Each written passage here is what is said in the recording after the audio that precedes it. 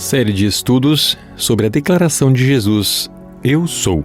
Texto para esta mensagem, João 6, versículo 35. Eu sou o pão da vida. Quem vem a mim nunca mais terá fome, e quem crê em mim nunca mais terá sede. Você já imaginou como seria se a comida simplesmente caísse do céu? No filme Tá Chovendo Hambúrguer, o cientista Flint Lockwood cria uma máquina capaz de transformar água em comida. E logo, hambúrgueres, sorvete e todo tipo de comida começam a cair do céu como chuva. No início tudo parece incrível. As pessoas comem à vontade, se divertem e a cidade se transforma num paraíso de fast food. Mas com o tempo, aquilo que parecia tão maravilhoso começa a sair do controle. A fartura vira caos. O alimento se transforma em ameaça e todos percebem que nem toda a comida que cai do céu é de fato um presente duradouro. Jesus também falou sobre um alimento que veio do céu, o maná que Deus deu ao povo de Israel no deserto. Mas ele foi além. Disse que aquele pão era apenas um sinal de algo maior. E então ele faz uma declaração impactante. Eu sou o pão que desceu do céu. Diferente do maná e muito mais verdadeiro do que hambúrgueres mágicos, Jesus oferece um alimento que não estraga, não passa, mas dá vida eterna. Hoje vamos refletir sobre o que realmente alimenta a nossa alma. Nessa série de estudos, nós queremos estudar as palavras de Jesus usando o Eu sou, mencionado aos judeus no capítulo 8 de João e que aparece outras 7 vezes no Evangelho para demonstrar a sua divindade. No Evangelho, Jesus é buscado por uma multidão. João 6 está no contexto da multiplicação dos pães, logo seguido do relato sobre o andar sobre as águas. No dia seguinte, a população procurava por Jesus, e ele sabia que a população o buscava não pelos milagres que haviam visto, mas pelo pão, o alimento para o corpo. Embora o objetivo dos milagres era revelar a sua divindade e a sua missão de salvar o mundo dos pecados, o povo não queria saber dos milagres, mas daquilo que Jesus poderia oferecer naquele instante. Então Jesus faz um alerta. Não trabalhem a fim de conseguir a comida que se estraga, mas a fim de conseguir a comida que dura para a vida eterna. Olhando para o texto do Antigo Testamento, em paralelo com este, vemos que o castigo que Deus deu ao homem pela desobediência ao comer o fruto da árvore do conhecimento do bem e do mal era o de trabalhar duramente a vida inteira a fim de que a terra produza alimento suficiente para você. Já no deserto, quando Deus estava conduzindo o povo de volta a Canaã e o povo começou a murmurar porque estavam com fome, Deus envia um pão do céu, o maná, todas as manhãs e no final da tarde, codornizes. Este maná prefigura Cristo como o pão verdadeiro que desce do céu. O pão de Gênesis 3 vinha da terra, através do trabalho do homem. Aqui nós temos um pão que desce do céu. O pão da terra assegurava apenas provisão temporária. Seria necessário trabalhar arduamente a vida inteira, como diz o texto bíblico. Mas o pão que desce do céu comunica uma vida eterna. O pão da terra era obtido pelo trabalho duro. O pão do céu não exige trabalho algum. É o pão que o Filho do Homem dará. Para recebê-lo, basta crer. O maná era o pão para o caminho, para as etapas da caminhada para a terra prometida.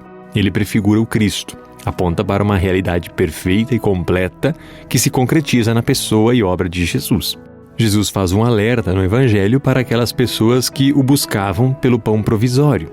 Não deveriam me buscar por causa das coisas transitórias? Não lhes falo de um alimento perecível, ou seja, como se deve semear, assar, lavrar, pois já sabemos tudo isso muito bem e Moisés vos ensinou como deveriam trabalhar. O meu ensino não tem este alvo e nem deveriam vir até mim com esse objetivo, mas para que eu lhes dê a vida eterna.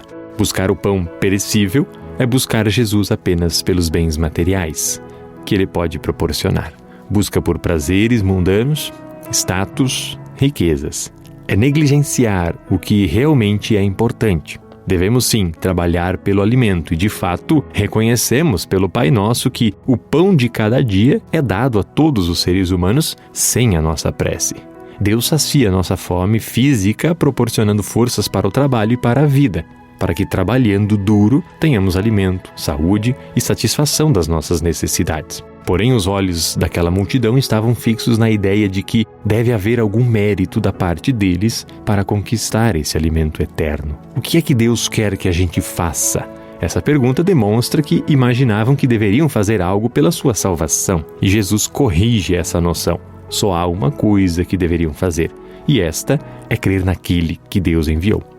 No deserto, o povo foi chamado à mesma fé. Eles não podiam ajuntar mais do que o necessário para um dia, pois se estragava. Deveriam confiar que no outro dia Deus enviaria novamente o alimento para o corpo. Jesus enfatiza que a salvação é tão somente conquistada pela fé. E mesmo esta não é uma obra do ser humano, mas Deus opera no ser humano a fé. E quando essa fé é operada no coração da pessoa, quando a vida espiritual foi criada no coração da pessoa, então a pessoa é ativa no aceitar desse maravilhoso alimento que a alimenta para a vida eterna. Os judeus queriam provas da divindade de Jesus. Que milagre o Senhor vai fazer para a gente ver e crer no Senhor? O que é que o Senhor pode fazer? Querem provas do seu ministério. Eles ainda não entenderam a relação de Jesus e sua missão divina, ou a sua divindade.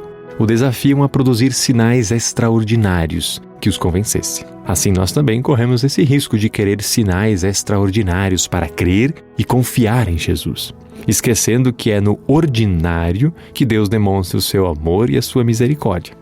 Na explicação do Pai Nosso, na 4ª petição, Lutero escreve: tudo o que pertence ao sustento e às necessidades da vida, como por exemplo, comida, bebida, vestes, calçado, casa, lar, campos, gado, dinheiro, bens, cônjuge fiel, filhos piedosos, empregados fiéis, superiores piedosos e fiéis, bom governo, bom tempo, paz, saúde, disciplina, honra, leais amigos, bom vizinhos e coisas semelhantes. Tudo isso é o pão nosso de cada dia.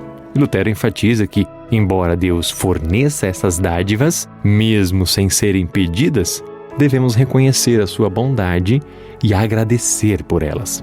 Quanto à salvação, a fé é a condição para a salvação. Mas para isto, as pessoas querem provas. Mas lá em Hebreus, no capítulo 11, versículo 1, o autor escreve: a fé é a certeza de que vamos receber as coisas que esperamos e a prova de que existem coisas que não podemos ver.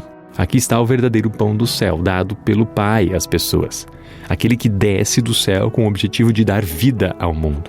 Este é o pão de Deus, ou seja, o Salvador Jesus. Ele, efetivamente, é o pão do céu, por sua obra que concede salvação, que estabelece esse fato sem deixar a menor dúvida. Não importa quem for que venha a ele, jamais ele o lançará fora, jamais sofrerá fome. Vir a Jesus significa crer nele como Salvador do mundo. Nele e em sua misericórdia, todos os desejos e anseios da alma encontram plena satisfação. Vir a Jesus é crer. Fé é um vir espiritual.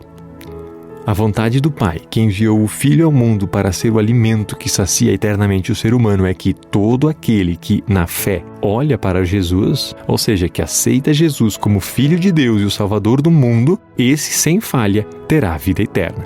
Se tornará participante das glórias do céu na e pela ressurreição.